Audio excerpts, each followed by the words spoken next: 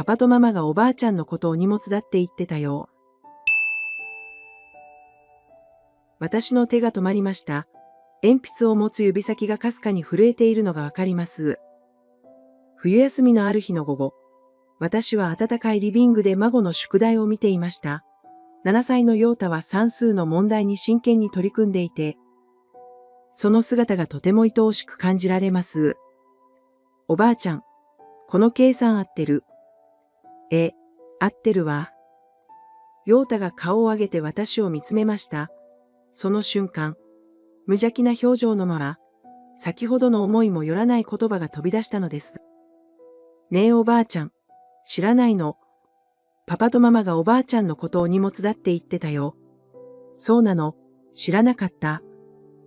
優しく微笑んで答えましたが、心の奥では何かが激しく揺れ動いているのを感じました。陽太は首をかしげながら続けます。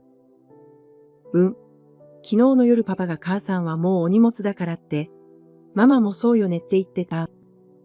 40年間、看護師として働き、息子のために全てを捧げてきた私が、お荷物、その言葉が胸の奥深くに突き刺さったような気がしました。でも表面上は平静を保ち、陽太の頭を優しく撫でました。大丈夫よ。勉強を続けましょうね。窓の外では雪がちらつき始めていました。私の中で何かが静かに、でも確実に変わり始めていたのです。陽太の言葉を聞いてから、私は40年間の人生を振り返らずにはいられませんでした。私、田中悦子は看護師として働き続けてきた68歳です。月収35万円のほとんどを家族のために使ってきたんですよ。特に息子の秀樹が医学部に進学した時は、本当に大変でした。6年間の学費だけで。総額1200万円。朝も夜も働いて、自分の服は10年前のものを着回しながら、必死に支えてきたのです。母さん、俺、医者になるよ。あの時の秀樹の輝く瞳が、今でも心に焼き付いています。結婚してからも援助は続きました。リサの実家が事業に失敗した時、借金500万円を私が肩代わりしたこともあります。お母さん、本当にありがとうございます。リサは涙を流しながら頭を下げてくれました。家族のためなら、どんな苦労も厭わない。それが私の生きがいだったんです。孫が生まれてからは、週に5日も通って世話をしています。朝7時から夕方6時まで、まるで第二の子育てのような日々が続いているのです。でも最近、息子夫婦の態度に変化を感じるようになりました。お母さん、また同じ話ですか？時代遅れの考え方ですね。二人からの冷たい言葉が増えてきたように思うのです。表情も以前より冷たく、蔑むような目を向けられることが増えたように感じました。それでも私は、きっと疲れているだけだと自分に言い聞かせてきました。信じることができず、感じる違和感から目を背けてきました。しかし今日、孫の無邪気な一言で、すべてが明らかになってしまったのです。その夜の夕食後、息子夫婦が思いもよらない要求を突きつけてきました。母さん、来月から生活費を月15万円入れてもらいます。秀樹の言葉に、私は耳を疑いました。年金があるでしょう。もう十分貯金もあるはずです。リサも当然のような顔で言い添えます。私の年金は月18万円。そこから15万円も取られたら、どうやって生活すればいいのでしょうか。でも秀樹、それは少し。言いかけた私を、秀樹が遮りました。母さん、この家に住んでいるんだから当然でしょう。光熱費も食費もかかってるんです。確かに同居はしています。でも、この家の頭金300万円は私が出したものです。それに毎日の家事も、孫の世話も、すべて私がしているのに、翌日、買い物から帰ると信じられない光景が目に飛び込んできました。私の部屋の私物が、すべて廊下に出されていたのです。お母さん。部屋が狭いので整理しました。リサは悪びれる様子もありません。私は動揺を抑えながら、あくまでも毅然とした態度で口を開きました。大切なものもあるんです。勝手に触らないでください。そう言うと、リサの顔が急に冷たくなりました。お母さん、ここは私たちの家です。文句があるなら出て行ってもらって結構ですよ。胸が締め付けられるような思いでした。40年間必死に働いて、すべてを捧げてきた結果がこれなのでしょうか。さらに追い打ちをかけるような出来事が続きます。お母さん、孫の教育に悪影響なので、あまり関わらないでください。ある朝、リサがそう切り出しました。古い価値観を押し付けないでほしいんです。箸の持ち方とか、挨拶の仕方とか、今の時代には合いません。私が教えているのは、人として当たり前のことばかりです。それが悪影響だなんて。でもリサさん、礼儀は大切でしょう。それが古いって言ってるんです。リサの声が険しくなりました。友達のお母さんたちも言ってます。おばあちゃんのしつけは厳しすぎるって。秀樹も横から口を出してきます。母さん、リサの言う通りだよ。もう時代が違うんだ。二人の冷たい視線をありながら、私は言葉を失ってしまいました。夕方、私が台所で夕食の準備をしていると、秀樹とリサの会話が聞こえてきました。あの人、本当に邪魔よね。仕方ないだろ。でも、もう少しの辛抱だ。早く施設にでも入ってくれないかしら。私は息を潜めて息子夫婦の会話を聞きました。私の存在が、ただの邪魔者として扱われている、その現実に、涙がこぼれそうになりました。それでも私はまだ、信じたくありませんでした。家族のためにと自分に言い聞かせ続けていたのです。その日の夜のことです。私は偶然にも息子夫婦の本音を聞いてしまうことになりました。リビングから聞こえてくる二人の会話に、私は思わず廊下で足を止めてしまったのです。母さんの貯金、まだ2000万はあるはずだよ。秀樹の声が聞こえてきます。看護師を40年もやってたんだから、もっとあるかもしれないわね。リサの返事に、私の心臓が激しく鼓動を始めました。認知症になる前に、財産管理を俺たちに移そう。もう68歳だし、いつ何があってもおかしくない。息子の言葉が、鋭い刃物のように胸に突き刺さります。私はまだしっかりしているのに、認知症の兆候なんて、どこにもないのに。そうね。でも、どうやって説得する？リサの声には、まるで獲物を狙う狩人のような冷たさが感じられました。施設の話を持ち出せばいい。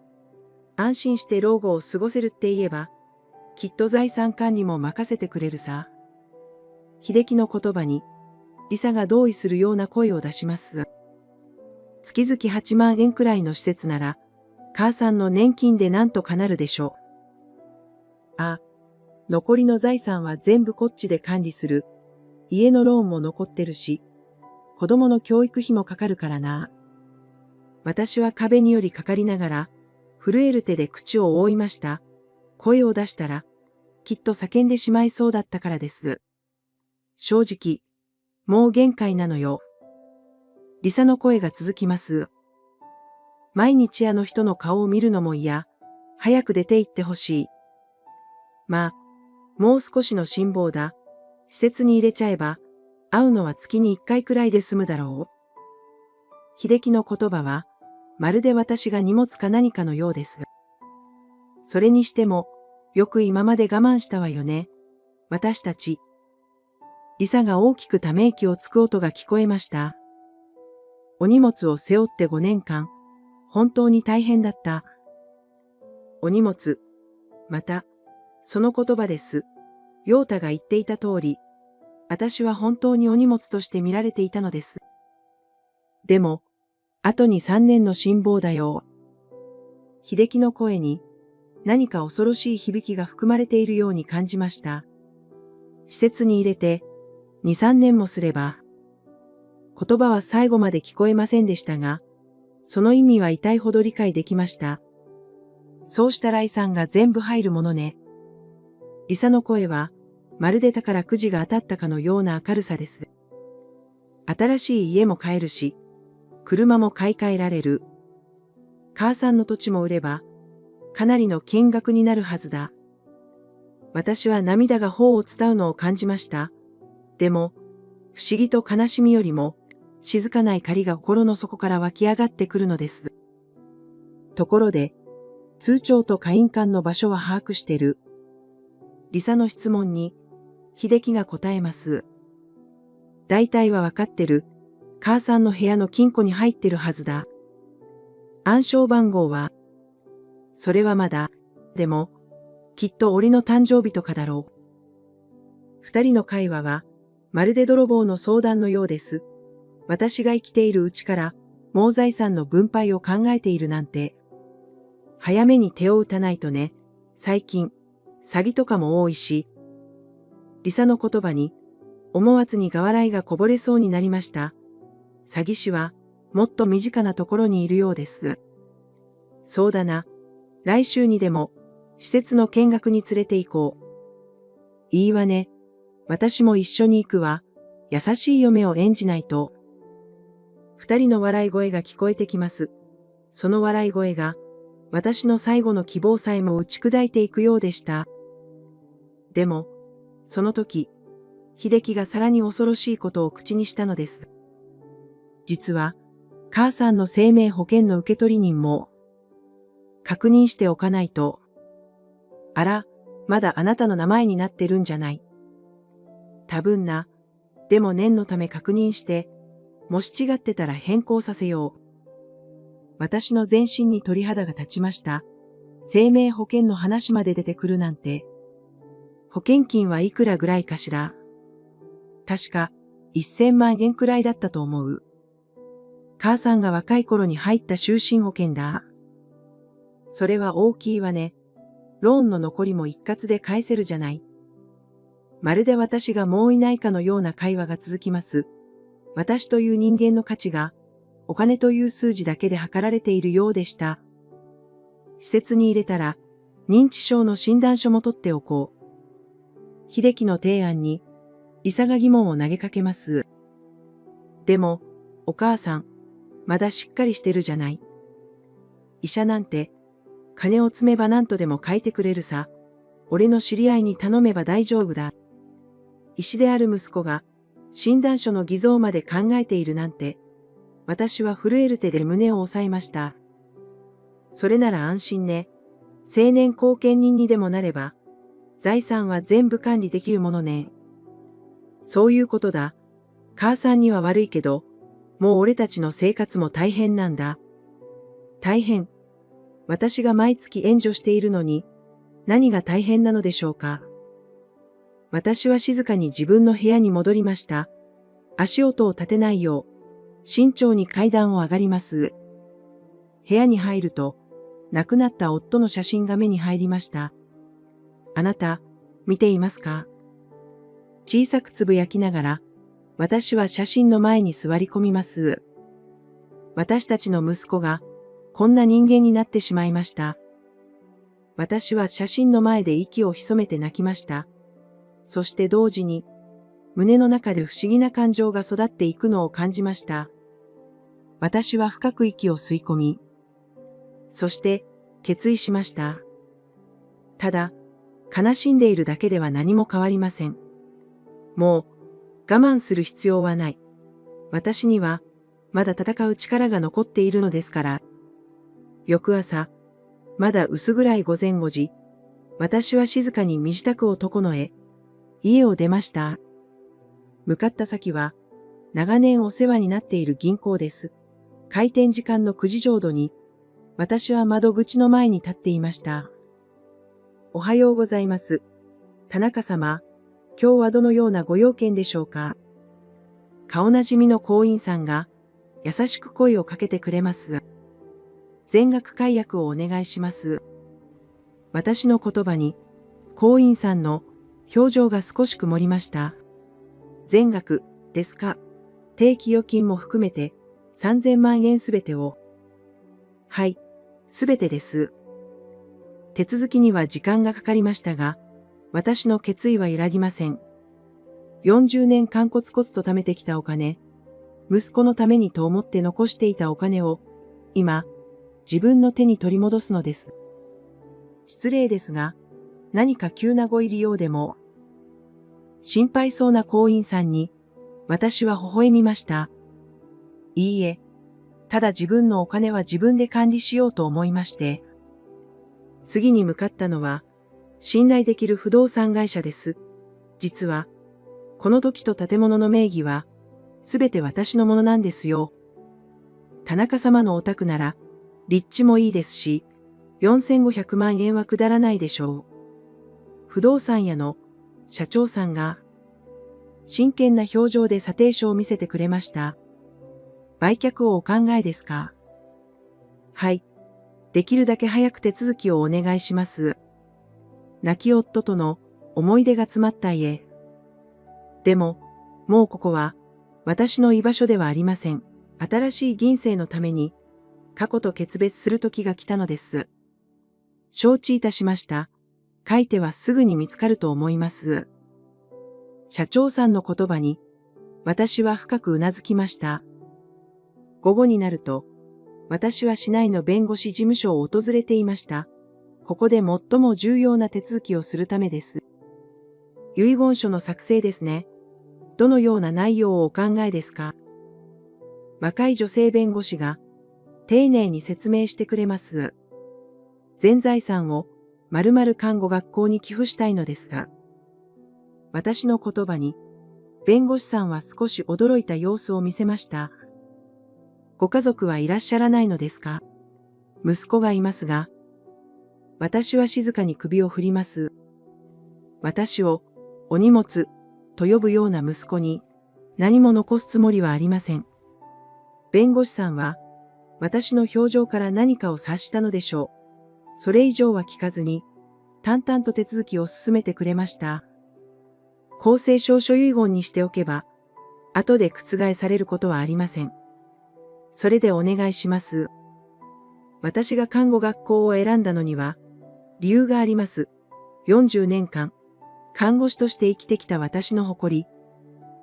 その道を志す若い人たちの役に立てるなら、これ以上の使い道はないと思ったのです。来週には正式な遺言書が完成します。弁護士さんの言葉に、私は安心感を覚えました。家に戻る途中、私は新しい住まいも探し始めていました。高級シニアマンションのパンフレットを何冊も集めます。こちらの施設なら、看護師経験者の方は特別待遇がありますよ。案内してくれた職員さんの説明を聞きながら、私は新しい生活を思い描いていました。一人でも充実した生活、誰にも邪魔されない、自由な時間、そして本当に私を必要としてくれる人たちとの新しい出会い。夕方、家に戻ると、息子夫婦はまだ帰宅していませんでした。私は自室で大切なものを少しずつ整理し始めます。夫との思い出の品々、看護師時代の記念品、そして息子が幼い頃の写真。この子はどこで道を間違えてしまったのかしら。幼い秀樹の笑顔を見つめながら、私は小さくつぶやきました。でも、もう過去にとらわれている時間はありません。私は着々と準備を進めていきます。重要書類はすべて貸金庫へ。大切な思い出の品は、信頼できる友人に預けることに、そして、新しい生活のための荷造りも始めました。3日後には、すべてが終わる。私は手帳に印をつけました。その日が、私の新しい人生の始まりになるのです。息子夫婦は、まだ何も気づいていません。相変わらず、私をお荷物扱いし、財産を狙う相談を続けているのでしょう。でも、もうすぐわかります。本当のお荷物は誰だったのかということを。3日後の朝、私はいつもより早く起きて、朝食の準備をしませんでした。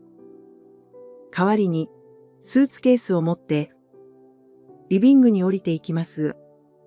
あら、母さん、朝ごはんは、パジャマ姿の秀樹が、不機嫌そうに聞いてきました。今日で出て行きます。私の言葉に、秀樹の顔色が変わります。はあ、何を言ってるんだ。リサも慌てて階段を降りてきました。お母さん、急にどうしたんですか。私は2人の前に立ち、静かに告げました。お荷物だそうですから、もう迷惑はかけません。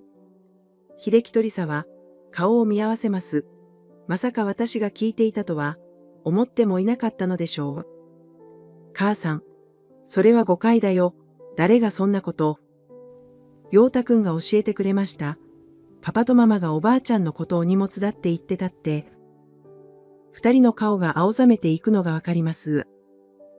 それは子供の聞き間違いで、秀樹が言い訳を始めようとしましたが、私は手を挙げて制しました。もういいんです。ところで、この家のことですが、私は封筒から書類を取り出します。売却契約が完了しました。来月には引き渡しです。秀樹が絶句しています。母さん、この家は俺たちが。いいえ、この土地と建物の名義は私です。お忘れですか。リサが震え声で聞いてきます。でも、私たちは、どこに住めば。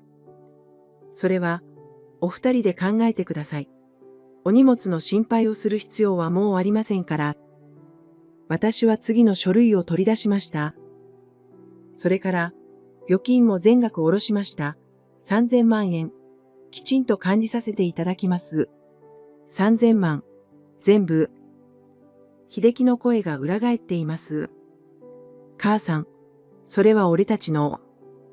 あなたたちの。私は冷たく微笑みました。これは私が40年間、看護師として働いて貯めたお金です。あなたのものではありません。でも、相続とか。相続のことなら心配いりません。私は最後の書類を見せました。公正証書遺言を作成しました。全財産は〇〇看護学校に寄付します。そんなバカな。秀樹が机を叩きます。俺は息子だそう。お荷物に息子はいません。私の言葉に、秀樹は言葉を失いました。リサが泣き始めます。でも、それは悲しみの涙ではなく、計画が崩れた悔し涙のように見えました。お母さん、お願いです。考え直してください。施設の見学はどうなりました？私の質問に、二人はぎくりとします。来週、私を連れて行く予定でしたよね。月8万円の施設に。それは、認知症の診断書も用意するつもりだったようですね。医者の知り合いに頼んで。私の言葉に、秀樹の顔がさらに青ざめました。母さん、聞いてたのか？全部聞きました。生命保険の話も、青年後見人の話も。二人は完全に打ちのめされたような表情をしています。でも安心してください。私は施設には入りません。高級シニアマンションに入居が決まりました。私は新しい住まいのパンフレットを見せました。看護師経験者は特別待遇があるんです。私の経験を生かして、住民の方々の健康相談に乗る予定です。そんな金があるなら、俺たちに、あなたたちに、私は首をかしげました。毎月15万円の生活費を要求したのは、どなたでしたか？秀樹は黙り込みます。ところで、孫たちの教育費の件ですが、私は通帳を取り出しました。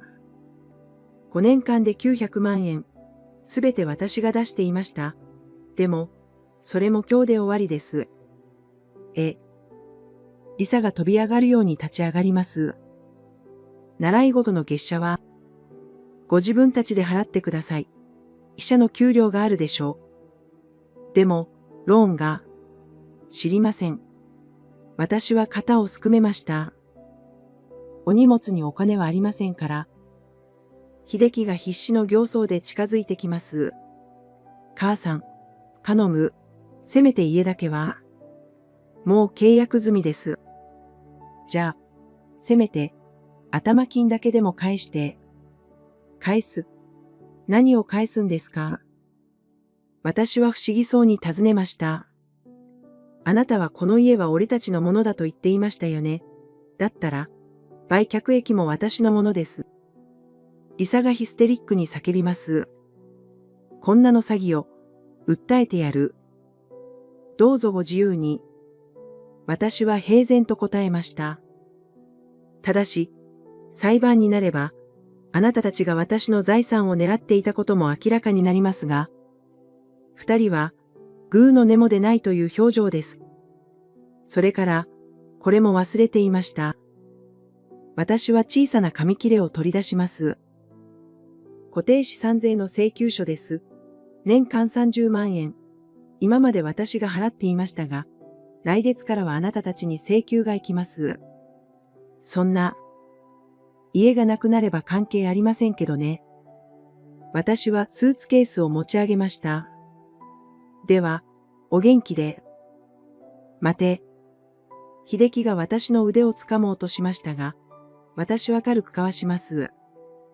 暴力ですか？医師免許に関わりますよ。その言葉に、秀樹は手を引っ込めました。母さん、頼む。涙目になる息子を見て、一瞬、昔の優しかった秀樹の面影が重なります。でも、もう遅いのです。知らなかったことを教えてくれた陽太くんに、感謝しています。私は最後に孫の話を出しました。おばあちゃんはお荷物なんだって、はっきり教えてくれましたから。玄関を出るとき、背後から二人の慟哭が聞こえてきました。でも、私は振り返りません。タクシーに乗り込み、新しい住まいへと向かいます。車窓から見える景色が、なぜかとても清々しく感じられました。どちらまで？運転手さんの問いかけに、私は微笑んで答えます。新しい人生の始まりまで、お願いします。新しい生活が始まって3ヶ月が経ちました。高級シニアマンションの明るい部屋から見える景色は、まるで私の心を映し出しているかのように晴れやかです。悦子さん、今日も健康相談の時間ですよ。同じマンションに住む友人の声が、ドア越しに聞こえてきます。はい、すぐに行きますね。私は白衣に袖を通しました。看護師としての誇りを、もう一度取り戻せたような気がしています。マンションの共有スペースでは、住民の方々が私を待っていてくれました。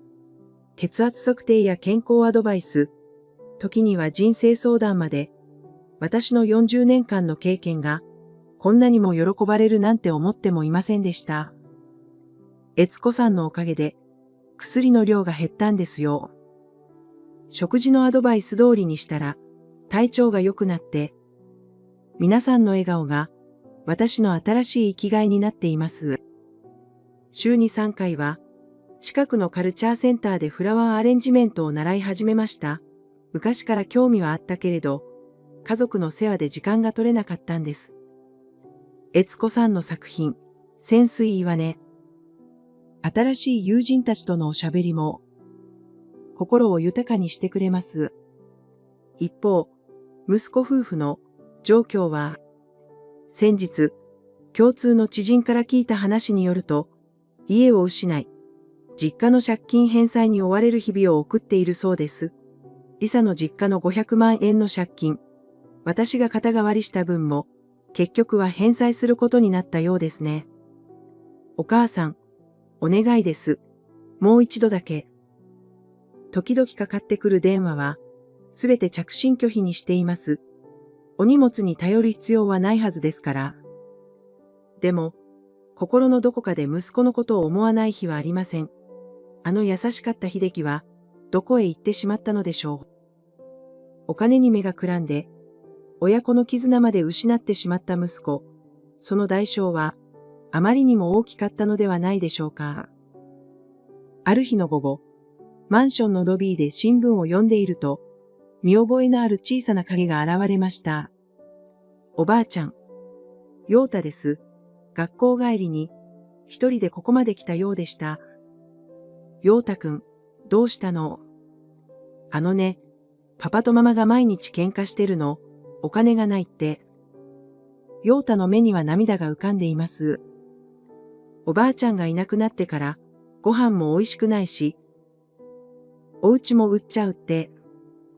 私は陽太を優しく抱きしめました。この子に罪はありません。陽太くんは悪くないのよ。大人の事情があるの。おばあちゃん、もうお荷物じゃないよね。その言葉に、私は微笑みました。そうね、おばあちゃんは今、とても幸せよ。陽太を家まで送り届けた後、私は深く考えさせられました。人生において、本当のお荷物とは何なのでしょうか。それは年老いた親ではなく、感謝の心を忘れ、お金だけを追い求める欲望なのかもしれません。家族の絆を、損得感情で図ろうとする冷たい心なのかもしれません。私は今、自由です。誰にも縛られず、自分の人生を自分で選択できる喜びをかみしめています。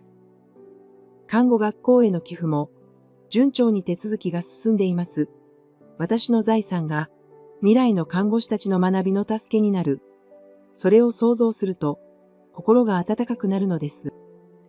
悦子さんの勝利は、決して復讐ではありませんでした。それは、自分の尊厳を取り戻し、新しい人生を始める勇気を持つことだったのです。理不尽な扱いに屈することなく、毅然とした態度で立ち向かう。それは、年齢に関係なく、誰にでもできることなのです。お荷物、という言葉で人を傷つける者は、いずれその報いを受けることになるでしょう。一方で、愛情と感謝の心を持ち続ける人は、必ず幸せな人生を歩むことができるはずです。もしあなたも、家族から理不尽な扱いを受けているなら、一人で我慢する必要はありません。自分の尊厳を守り、新しい人生を始める権利があなたにもあるのですから。人生は何歳からでもやり直すことができます。大切なのは自分を信じる勇気を持つこと、そして本当に自分を大切にしてくれる人たちと新しい絆を築いていくことなのです。悦子さんの物語は私たちに教えてくれます。真の幸せは他人に依存することではなく、自分自身の力で掴み取るものだということを。夕暮れ時、マンションの部屋から見える夕日がとても美しく感じられます。これが私の新しい人生の風景、誰にも邪魔されない、私だけの幸せな時間です。